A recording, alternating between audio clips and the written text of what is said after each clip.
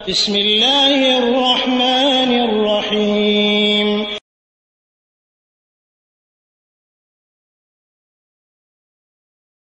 ওয়ালাইকুম আসসালাম রহমতুল্লাহ বরকাতুহ। প্রিয় দিনী ভাই, আব্দুল ওয়াহিদ সালাফি, আপনার পাঠানো লেখাটি পেলাম। লেখাটি সেখানে লেখা আছে, আল্লাহু আকবার ইয়া রাসূলুল্লাহ ইয়া গাউসুল আজম।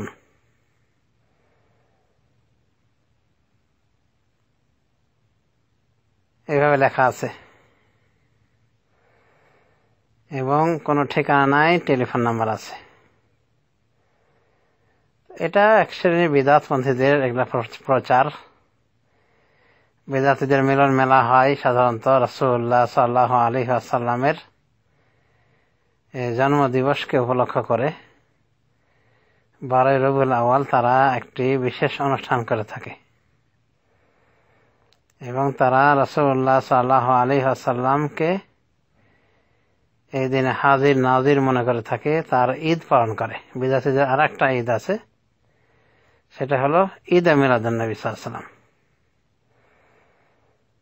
তো এরাই হাঁক ডাক করে এভাবে বিদআতীদেরকে জড়ো করার পয়তারা করতেছে। আর ঠিকানা এখানে দেয়নি যে হঠাৎ করে কোথায় পুলিশ যায় কিনা, বা কোনো সমস্যা বাধায় কিনা, বা কোনো প্রশ্নের আপত্তির শিকার হয় কিনা। তো এই হিসেবে দেয়নি, লুকোচুরি খেলা খেলেছে। তো এই হ্যান্ডবেল দেখেই বোঝা যাচ্ছে যে এগুলোই বিদআতীদের মানে তাণ্ডব লীলা। বিদআতীরা মানে আল্লাহ রাসূলের আশেক প্রমাণ করার জন্য এগুলো করে। আর আমরা মনে করি যে তারা আল্লাহ রাসূলের আশেক নয়, বরং তারা রাসূলুল্লাহ সাল্লাল্লাহু আলাইহি ওয়াসাল্লামের সুন্নাহ বিরোধী, তরিকা বিরোধী হওয়ার কারণে এবং অনেক শরীয়ত গৃহীত কাজকর্ম শিরিক করার কারণে তারা আশেকের শয়তানের পর্যায়ভুক্ত। তো এদের কাজকর্ম শুধু মানে ইশক দেখানো, আল্লাহ রাসূলের প্রতি ভালোবাসার চরম উৎকর্ষ দেখানো, কিন্তু আসলে কিছু নাই, ওই তানশান। কথায় বলে উপরে ফিটফাট, ভিতরে সদরঘাট। এ সমস্ত বিদআতপন্থীদের দেখবেন যে কোনো সুন্নতই পালন করে না ঠিক মতো রাসূলুল্লাহ সাল্লাল্লাহু আলাইহি ওয়াসাল্লামের, তার তরিকার অনুসরণ করে না, কিন্তু মোহাব্বতের ছেলাই মানে ফাল পাড়ে আর লাফায়। আর এখানে যে লেখাটা এসেছে, লেখার ভিতরে শিরিক বিরাজ করছে। আল্লাহু আকবার, ঠিক আছে, আল্লাহ সবার মহান, আল্লাহ সব থেকে বড়। এর বাকি আছে ইয়া রাসূলুল্লাহ, হে আল্লাহ রাসূল। মানে রাসূলুল্লাহ সাল্লাল্লাহু আলাইহি ওয়াসাল্লামকে ডাকা হাঁকা করা এভাবে, এটা বিদআতীদের চরিত্র। রাসূলুল্লাহ সাল্লাল্লাহু আলাইহি ওয়াসাল্লাম আমাদের বিশ্বাস অনুযায়ী তিনি মৃত্যুবরণ করেছেন এবং তার কবরে শায়িত রয়েছেন, এবং তিনি এ দুনিয়ার কোনো খবর রাখেন না। তিনি দুনিয়া থেকে বিদায় গ্রহণ করেছেন। তিনি মৃত্যুবরণ করেছেন বলেই তাকে মাটি দেওয়া হয়েছে। বাকি থাকলো কবরে হায়াতে বারজাখিয়ার জীবন, বারজাখী জীবনের জীবন, সেটা আলাদা হবে, তবে দুনিয়া থেকে সম্পূর্ণ ভিন্ন আমরা জানি। অতএব রাসূলুল্লাহ সাল্লাল্লাহু আলাইহি ওয়াসাল্লামকে দূর দূরান্ত থেকে খেতাব করে বলা ইয়া রাসূলুল্লাহ, বা তার নিকটে সাহায্য চাওয়া, শিরকবাদী ছাড়া কেউ করতে পারে না এরকম কাণ্ডকীর্তি। ইয়া গাউসুল আজম বলে যাকে বোঝানো হয়, এই বিদআতপন্থী যাদেরকে বোঝায়, যাকে বোঝায় তিনি হলেন বড় পীর হিসেবে খ্যাত আব্দুল কাদের জিলানী রহমতুল্লাহ আলাইহি। তার মানে এরা হলো ওই আব্দুল কাদের জিলানীর পূজারী। তো এগুলো ভণ্ড বিদআতী, এদের এসব হ্যান্ডবিল প্রচার মানে কি শয়তানের আসর জমানোর জন্য প্রচার প্রসার। রাসূলুল্লাহ সাল্লাল্লাহু আলাইহি ওয়াসাল্লামের সত্যিকার প্রেমিক হলে এরা অবশ্যই রাসূলুল্লাহ সাল্লাল্লাহু আলাইহি ওয়াসাল্লামের আদর্শকে ফলো করত, তার সুন্নাতকে মেনে চলত, এবং রাসূলুল্লাহ সাল্লাল্লাহু আলাইহি ওয়াসাল্লামের উপর বাড়াবাড়ি করে কিছু করত না, তার সম্মান নিয়ে বাড়াবাড়ি করত না। আল্লাহ রাসূল সাল্লাল্লাহু আলাইহি ওয়াসাল্লাম বলেছেন, লা তুতরুনি কামা আতরাতিন নাসারা ইবনা মারইয়াম, ইন্নামা আনা আবদুহু ফাকুলু আব্দুল্লাহি ওয়া রাসূলুহু। তোমরা আমার শ্রদ্ধায় অতিরঞ্জন করো না, যেভাবে খ্রিস্টানগণ ইবনে মারিয়াম তথা ঈসা ইবনে মারিয়ামের শ্রদ্ধায় অতিরঞ্জন করেছিল। ফাইন্নামা আনা আবদুহু, আমি তো আল্লাহর বান্দা মাত্র। ফাকুল আব্দুল্লাহ ওয়া রাসূলুহু, সুতরাং আমার সম্পর্কে বলো যে তিনি আল্লাহর বান্দা এবং রাসূল। বুখারী শরীফ হাদিস। তো রাসূলুল্লাহ সাল্লাল্লাহু আলাইহি ওয়াসাল্লামের শ্রদ্ধায় অতিরঞ্জন করে তাকে আল্লাহর আসনে নিয়ে যাওয়া, তাকে বিপদ উদ্ধারকারী মনে করা, বা অন্য কোনো ওলিকে বুজুর্গকে গাউসুল আজম বলা, মহান ফরিয়াদ শ্রবণকারী মনে করা, এটা চরম শিরিকবাদীদের আচরণ। ডাহা মুশরিক ছাড়া এরকম আকীদা রাখতেই পারে না কোনো মানুষ সম্পর্কে যে সব থেকে মহান ফরিয়াদ শ্রবণকারী ব্যক্তি বিশেষ। নাউযুবিল্লাহি মিন যালিক। অথচ এখানে কি বলা হচ্ছে? ইয়া গাউসুল আজম। গাউসুল আজম বলতে সাধারণত মুশরিকের দল, তারা আব্দুল কাদের জিলানীকে উদ্দেশ্য করে থাকে। তাহলে বুঝতেই পারা আছে যে কোন দলের এটা প্রচার। অতএব এসব বিদাতি দল থেকে সাবধান, এদের এসব হ্যান্ডবেল থেকে সাবধান। যেখানে পাবেন ছিঁড়ে ফেলে দিবেন এবং এগুলোর প্রচার প্রসার হতে দেবেন না। এসব শিরিকবাদীর এসব কাণ্ডকীর্তি। এই জাতীয় বিদআতপন্থীদের নিকটে আল্লাহ নবীর জন্ম দিবসটা নাকি বড় ঈদ, সব থেকে বড় ঈদ। নাউযুবিল্লাহি মিন যালিক। হচ্ছে এদের প্রমাণ না আছে কোরআনে, না আছে হাদিসে, তারপরে বড় ঈদ। তার মানে বিদআতীদের ঈদ। বাৎসরিক ঈদ মাত্র দুটি রাসূলুল্লাহ সাল্লাল্লাহু আলাইহি ওয়াসাল্লাম এই উম্মতকে দান করেছেন, একটি হলো ঈদুল ফিতর, একটি ঈদুল আযহা। এবং প্রত্যেক ঈদে দেখবেন নামাজ রয়েছে। কিন্তু বিদআতীরা যে ঈদ বানিয়েছে, এখানে কিন্তু দেখবেন কোনো নামাজ নাই, শুধু তানসান, ঘোরাঘুরি, লাফালাফি, ফালাফালি করা। আবার মিছিলও বাইর করে আল্লাহ রাসূলের ঈদের নামে। মানে এটা হলো মেড ইন বাঙালি ঈদ। এই ঈদটা কি মেড ইন বাংলাদেশি বা মেড ইন আশেকে শয়তান, আশেকে শয়তানের পক্ষ থেকে তৈরি করা ঈদ। ইন্ডিয়া, ভারত, পাকিস্তানের এই বিদআতীরাই এটাকে তৈরি করেছে। অথচ এটাকে সব থেকে তারা বড় ঈদ বলে। এটা আর একটা ধৃষ্টতা। এর মাধ্যমে আল্লাহ রাসূলের রেখে যাওয়া দুই ঈদকে ছোট মনে করা হলো। তো একমাত্র বেয়াদব এবং বিদআতী শিরিকবাদী ছাড়া এভাবে ঈদে মিলাদুন্নবী পালন করতে পারে না কেউ। সুতরাং এই বিদআতী ঈদ থেকে সতর্ক সাবধান। তারা রাসূলুল্লাহ সাল্লাল্লাহু আলাইহি ওয়াসাল্লামকে ভালোবাসে, ভালোবাসার আবেগটাকে আমরা ধন্যবাদ জানাই। কিন্তু ভালোবাসার নাম দিয়ে যে এগুলো করে, ঈদ করে, আবার এটা সব থেকে বড় ঈদ বলা, এগুলি সবই রাসূলুল্লাহ সাল্লাল্লাহু আলাইহি ওয়াসাল্লামের সাথে ধৃষ্টতা প্রদর্শন করা নামান্তর। সাহাবায়ে কেরাম আল্লাহ রাসূল সাল্লাল্লাহু আলাইহি ওয়াসাল্লামকে আরো ভালোবাসতেন আমাদের থেকেও। তারা বুকে তীর তলোয়ার সহ্য করেছেন। সে ভালো রাসূলুল্লাহ সাল্লাল্লাহু আলাইহি ওয়াসাল্লামের গায়ে তীর তলোয়ার লাগতে দেননি যথাসাধ্য। এই সমস্ত মহা মনীষীরা তারা তো ঈদ পালন করলেন না, তৃতীয় ঈদ করলেন না। এভাবে সাহাবায়ে কেরামের পিঁড়ি পার হলো, তাবেঈন পার হলো, তাবেঈনদের জামানা, তাবেঈনদের জামানা, কেউ ঈদ পালন করলো না তৃতীয় ঈদ, বা এটাকে বড় ঈদ বলো না। আর এই বিদআতীরা ঈদ শুরু করে দিয়েছে।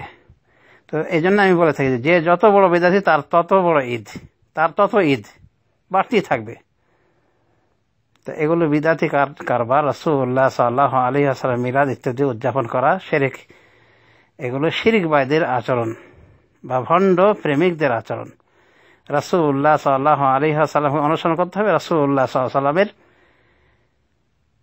রাসূল সাল্লাল্লাহু আলাইহি ওয়াসাল্লামকে ভালোবাসা প্রদর্শন করতে হবে রাসূল সাল্লাল্লাহু আলাইহি ওয়াসাল্লামের অনুসরণের মাধ্যমে।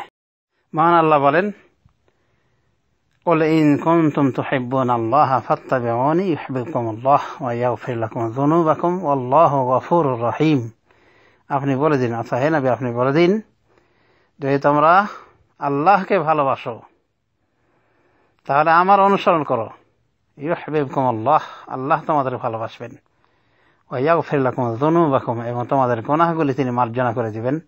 আল্লাহু গফুর রহিম, আল্লাহ হলেন ক্ষমাশীল, মহা ক্ষমাশীল, মহা দয়ালু। তাহলে রাসূলুল্লাহ সাল্লাল্লাহু আলাইহি ওয়াসাল্লামের ভালোবাসা, আল্লাহর ভালোবাসা কোথায় রয়েছে? রাসূলুল্লাহ সাল্লাল্লাহু আলাইহি ওয়াসাল্লামের অনুসরণের মধ্যে। আল্লাহর ভালোবাসা দাবি করেছিল এক শ্রেণী, তাফসিরে পাওয়া যায় যে আল্লাহ রসুলের ভালোবাসা দাবি করত ইহুদ খ্রিস্টানরা। তারা বলছে যে আমরা আল্লাহকে ভালোবাসি। তো আল্লাহ রাব্বুল আলামিন এই আয়াতটি নাযিল করেন, কুল ইন কুনতুম তুহিব্বুনাল্লাহা ফাত্তাবিউনি ইউহিব্বুকুমুল্লাহ। আপনি বলে দিন যদি তোমরা আল্লাহকে ভালোবাসো তাহলে আমার আনুগত্য করো, আল্লাহ তোমাদেরকে ভালোবাসবেন। ওয়া ইয়াগফির লাকুম যুনুবাকুম, তোমাদের গুনাহগুলো মার্জনা করে দিবেন, আর আল্লাহ হলেন মহা ক্ষমাশীল, মহা দয়ালু। সূরা আলে ইমরান 31 নম্বর আয়াত দিয়ে আল্লাহ পরীক্ষা করেছেন কে আল্লাহকে যথার্থ ভালোবাসে এবং কে শুধুমাত্র দাবিতে ভালোবাসা প্রকাশ করে থাকে। এই আয়াতটিকে আয়াতুল মেহনা বলা হয়েছে, মানে পরীক্ষার আয়াত। মানে কে আল্লাহর ভালোবাসায় সঠিক দাবিদার আর কে মিথ্যাবাদী, এটার প্রমাণ হবে রাসূলুল্লাহ সাল্লাল্লাহু আলাইহি ওয়াসাল্লামের অনুসরণের মাধ্যমে। সুতরাং এই সমস্ত ভণ্ড বিদ্যার্থীদের আমরা বলতে চাই যে আল্লাহ রাসূল সাল্লাল্লাহু আলাইহি ওয়াসাল্লামকে ভালোবাসছেন, ভালো কথা, কিন্তু ভালোবাসার বহিঃপ্রকাশ এই বিদআত দিয়ে হয় না, বরং রাসূলুল্লাহ সাল্লাল্লাহু আলাইহি ওয়াসাল্লামের অনুসরণের মাধ্যমে রাসূল সাল্লাল্লাহু ভালোবাসা প্রকাশ করতে হবে। তাসিল ইলাহা ওয়া তুযহিরু হুব্বাহু হাযা ফিল কিয়াসে বাদিউ। তুমি আল্লাহর ভালোবাসা প্রদর্শন করো, ভালোবাসার দাবি করছো, ভালোবাসা প্রকাশ করছো, অথচ তার নাফরমানি করছো। হাযা ফিল কিয়াসে বাদিউ, এটা কিয়াস মানে যুক্তির নিরিখে অযৌক্তিক কথা। তারপর কবি বলছেন যদি তুমি ভালোবাসায় প্রকৃত অর্থে সত্যবাদী হতে তাহলে তার অনুসরণ করতে, কারণ যে যাকে ভালোবাসে সে তার কথা মানে। তা আমরা বিদআতপন্থীদেরকে বলবো যে রাসূল সাল্লাল্লাহু আলাইহি ওয়াসাল্লামের ভালোবাসা এভাবে লাফালাফি ফালাফালি করে হবে না, জশ্নে জুলুস বের করা হবে না। রাসূল সাল্লাল্লাহু আলাইহি ওয়াসাল্লাম এই মিলাদ মানিয়ে হবে না। রাসূল সাল্লাল্লাহু আলাইহি ওয়াসাল্লামের জন্ম তারিখ নিয়ে তো ইখতিলাফ রয়েছে, কোরআনে হাদিসে কোথাও স্পষ্ট করে বলা নাই যে রাসূল সাল্লাল্লাহু আলাইহি ওয়াসাল্লামের জন্ম 12 রবিউল আউয়াল। স্পষ্টভাবে থাকলে তো ইখতিলাফই হতো না। এই জন্য তো 12 রবিউল আউয়াল মাস নিয়ে ইখতিলাফ, কেউ বলছেন রবিউল আউয়ালে তার জন্ম, কেউ বলছেন যে রমজানের জন্ম, কেউ বলছেন শাওয়ালের জন্ম। আবার যারা 12 রবিউল আউয়াল বলছেন তারা কেউ বলেন 12 রবিউল আউয়াল, কেউ বলেন 9 রবিউল আউয়াল। আবার হিজরি সাল নিয়েও বছর নিয়েও বছরের হিসাব নিয়েও গন্ডগোল হয়েছে। কেউ বলেন 570 খ্রিস্টাব্দে রাসূল সাল্লাল্লাহু আলাইহি ওয়াসাল্লামের জন্ম, কেউ বলেন 571 খ্রিস্টাব্দে। তাহলে দেখা যাচ্ছে কোরআনে হাদিসে কিছুই পাওয়া যায় না। ঐতিহাসের বিভিন্ন ঐতিহাসিক তথ্য দিয়েছেন এবং সেখানে বিভিন্ন পাওয়া যায়। তাহলে বিদআতির দল কি করে 12 রবিউল আউয়ালকে ধরে নিল তে রাসূলুল্লাহ সাল্লাল্লাহু আলাইহি ওয়াসাল্লাম এটাই জন্মদিবস? বরং রহিকুল মাখতুম আলা তিনি প্রমাণ করতে চেয়েছেন, তিনি বিভিন্ন দলিল দিয়ে প্রমাণ করেছেন যে নবী সাল্লাল্লাহু আলাইহি ওয়াসাল্লামের মৃত্যু দিবস হলো, রাসূল সাল্লাল্লাহু আলাইহি ওয়াসাল্লামের জন্ম দিবস হলো 9 রবিউল আউয়াল। এবার কোন দিকে যাবে? আসল কথা যে সাহাবায়ে কেরামদের নিকটে রাসূল সাল্লাল্লাহু আলাইহি ওয়াসাল্লামের জন্মের দিবসটা, সন তারিখটা বেশি গুরুত্বপূর্ণ বিষয় ছিল না। তাদের নিকট গুরুত্বপূর্ণ বিষয় ছিল রাসূলুল্লাহ সাল্লাল্লাহু আলাইহি ওয়াসাল্লামের ভালোবাসা, তার অনুসরণ,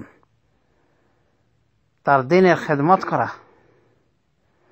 কিন্তু বর্তমানে অনেকেরই নিকটে রাসূল সাল্লাল্লাহু আলাইহি ওয়াসাল্লামের ভালোবাসা হচ্ছে এইভাবে, মানে মিলাদ কিয়াম করার মাধ্যমে।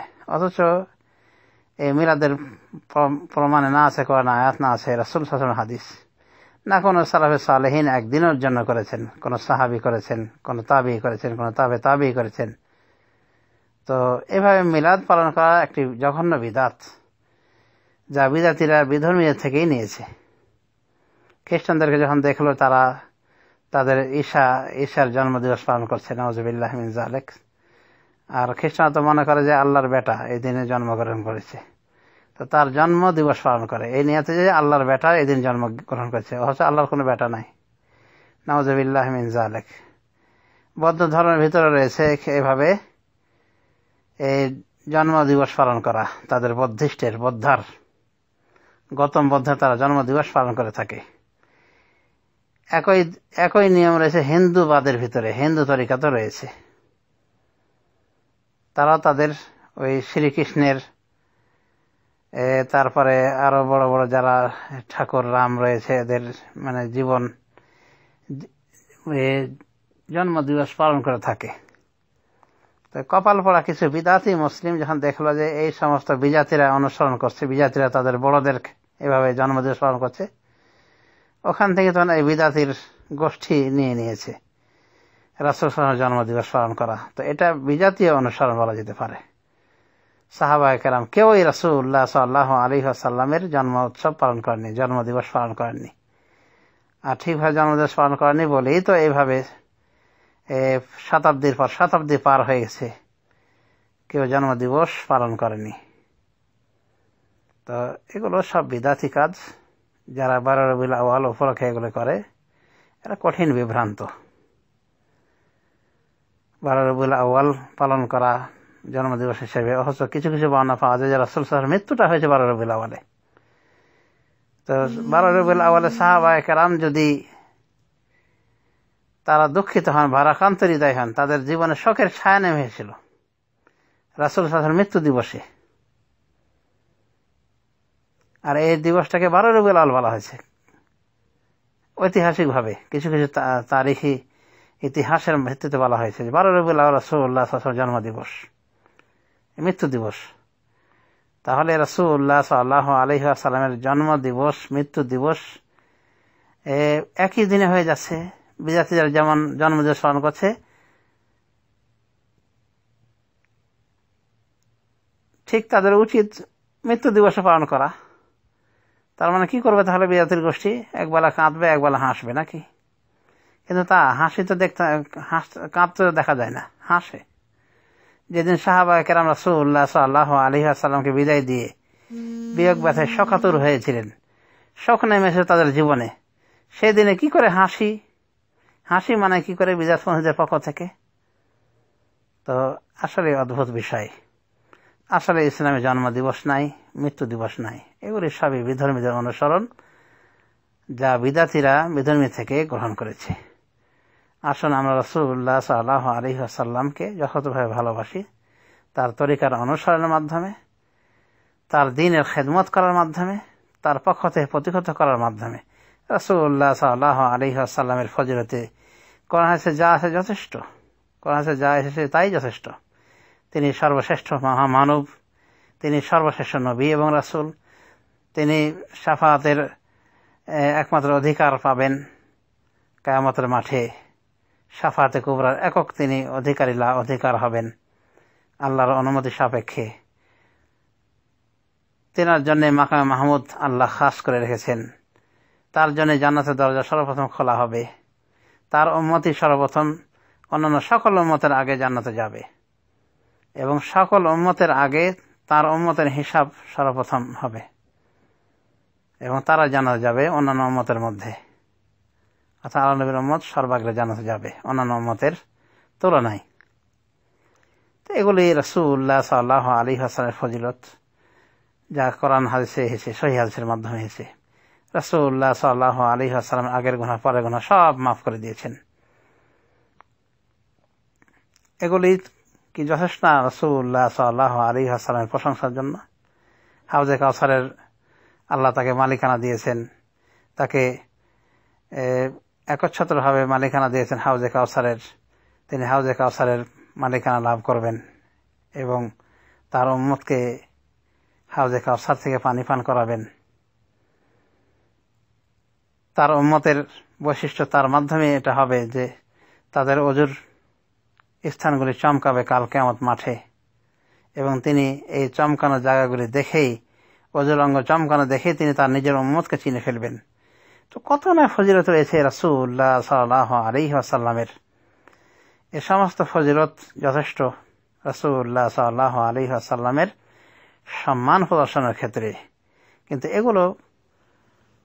এগুলো বাদ দিয়ে বা এগুলোকে যথেষ্ট না মনে করে সে বিদআতের রাস্তায় হাঁটা, রাসূল সাল্লাল্লাহু আলাইহি ওয়াসাল্লামের নামে মিলাদ করা, রাসূল সাল্লাল্লাহু আলাইহি ওয়াসাল্লামের জন্মোৎসব পালন করা, জন্মোৎসবকে বড় ধরনের ঈদ বলা, এগুলি সবই বিদআত চর্চা করার নামান্তর। এর মাধ্যমে রাসূলের অনুসরণ করা হয় না, বরং রাসূলুল্লাহ সাল্লাল্লাহু আলাইহি ওয়াসাল্লামের বিরুদ্ধাচরণ করা হয়। অতএব যারা কোরআন সহিহ সুন্নাহর অনুসারী তাদের উচিত রাসূলুল্লাহ সাল্লাল্লাহু আলাইহি ওয়াসাল্লামকে ভালোবাসা মনের গহীন থেকে এবং এই জাতীয় সমস্ত বিদআত যা বিদআতীরা করে এগুলি পরিহার করা উচিত। আমরা বিদআতপন্থীদের ভালো বলে দিতে চাই যে আমরা তোমাদের থেকে রাসূলুল্লাহ সাল্লাল্লাহু আলাইহি ওয়াসাল্লামকে বেশি ভালোবাসি, কারণ আমরা ভালোবাসার প্রমাণ দিয়েছি রাসূলুল্লাহ সাল্লাল্লাহু আলাইহি ওয়াসাল্লামের অনুসরণে। রাসূলুল্লাহ সাল্লাল্লাহু আলাইহি ওয়াসাল্লাম নিজের মিলাদ মানাননি, মিলাদ দিবস পালন করেননি, আমরাও করি না।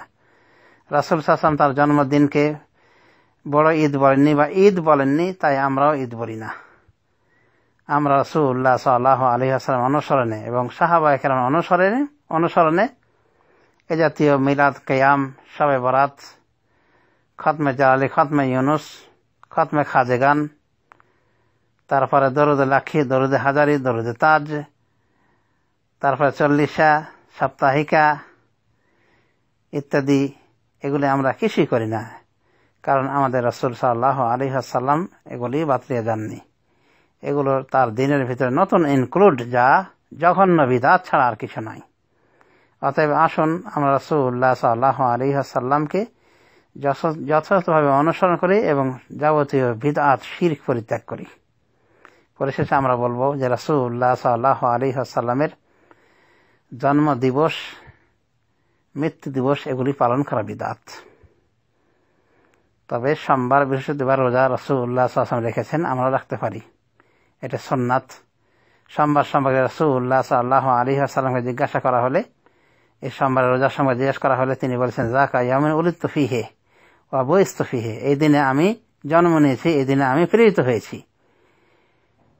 সুতরাং রাসূল সাল্লাল্লাহু আলাইহি ওয়াসাল্লাম জন্ম নিয়েছেন সোমবারে, এটা কথা নিশ্চিত, যেমন সহিহ মুসলিম হাদিস থেকে জানা গেল। এছাড়া রাসূল সাল্লাল্লাহু আলাইহি ওয়াসাল্লাম কোন মাসে, কত তারিখে, কত বছরে জন্ম নিয়েছেন সেখানেও যথেষ্ট সন্দেহ। অতএব নির্দিষ্ট একটা তারিখ ধার্য করে নেওয়া এটা একটা নির্বুদ্ধিতা। আর তারিখ যদি জানাও যেত, তবুও এই দিনকে কেন্দ্র করে, এই তারিখে কেন্দ্র করে নতুন কিছু আয়োজন করা, যেমন মিলাদ পার্টিরা করে থাকে, বা এদিনে ঈদ মানানো, এগুলি সবই জঘন্য বিদআত। ওয়া কুল্লু বিদআতিন দালালা, আর সমস্ত বিদআত হল গোমরাহি। ওয়া কুল্লু দালালাতিন ফিন্নার, আর সমস্ত গোমরাহি যাবে জাহান্নামে।